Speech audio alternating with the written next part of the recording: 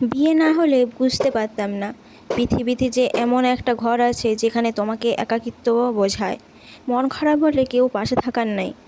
নিজের শরীর খারাপের কথা কাউকে বলতে পারবে না, কাউকে বলতে পারবে না এক গ্লাস জল দাও। তুমি পারবে না কিছু বাহানা দেখাতে।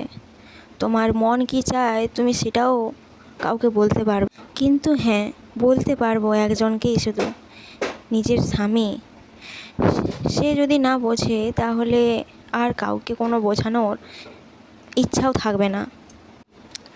তোমার স্বামী যতই যা কিছু করুক না কেন, কিন্তু তোমার পাশে সে সারা জীবনটা থাকবে, এটা বাস্তব কথা, ঠিক আছে? কিন্তু ঘরের বউকে সবার দায়িত্বই নিতে হয়। কার কী হয়েছে না হয়েছে সব ব্যাপারটাই মাথা গলাতে হয়। কিন্তু কেউ যদি না চায় মাথা না গলাতে দিতে, তাহলে কি জোর করে তুমি মাথা গলাবে? একদমই না। ঘরের বউকে যতটা গুরুত্ব দেবে তোমরাও ঠিক ততটাই গুরুত্ব দিয়ে বুঝিয়ে দাও যে আমরাও একজন মানুষ। ঘরের বউ হয়েছি বলে যে রাঁধবো বাড়বো পায়ের নিচে থাকবো সেটা কিন্তু নয়।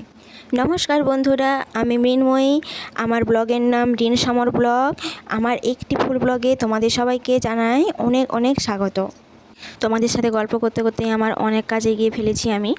তো আমার বাসি কাজ গুছানো হয়ে গেছে ভাই। তো এখন আমি বেটুকে মাথা আঁচড়িয়ে আমারও নিজে মাথা আঁচড়িয়ে এই যে রান্না বসিয়ে দিয়েছি। তো আজকে আমি কুঁদরি আলু চচ্চড়ি, ডাল আর ভাত।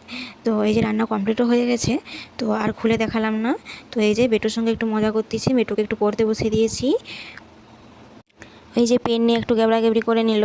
তো এই যে আমার সোনামা স্নান করে চলে এসছে। তো স্নান করে চলে আসার পর তো আমার একটা পার্সেল এসেছিলো, তো আমি পার্সেলটাকে নিতে গিয়েছিলাম। তো চলো দেখাচ্ছি তোমাদের যে আমার কি পার্সেল এসেছে।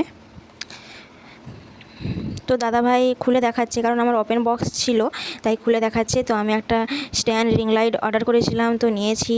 তো এই দেখো তোমরা সবাই, তো আমি নিয়েছি, তো আমি ইউজও করলাম, তো খুবই সুন্দর। তো আমি লিঙ্কটা কমেন্ট বক্সে দিয়ে দেবো। তো তোমাদের যদি কারো লাগে তাহলে অবশ্যই নিতে পারো। তো এই দেখো অনেক সুন্দরই আসতেছে, একদম পরিষ্কার ক্লিন ছবি আসতেছে। তো আমি এখানে দেখিয়ে দিচ্ছি, দেখো। তো এই যে স্ট্যান্ডটা, তো এই যে অনেক লম্বাই হয়। তো এটা একটু ছোটো সাইডে রেখেছিলাম আমার হাইডে। তো এখানে একটা আছে, মানে ফোন রাখার কত সুন্দর জায়গা আছে। আর এটা হলো তোমার বাঁকানোও যাবে, সোজা করাও যাবে, সব রকম।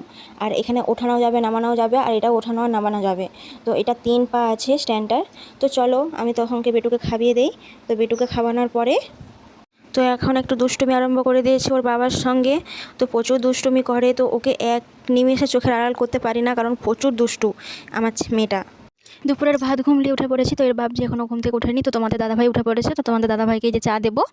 তো তোমাদের দাদাভাইকে চা দেওয়া কমপ্লিট। তো চলো বাইরে একটা মিষ্টি হাওয়া বইতেছে, তো তোমাদের সেটাই আমি উপভোগ করাবো। আমার রাতের খাবার হয়ে গেছে। তো এখানে পটল আলুর তরকারি, ভাত আর এই যে রুটি। তো তো বন্ধুরা, আমি এখন রান্না করছি রাতের।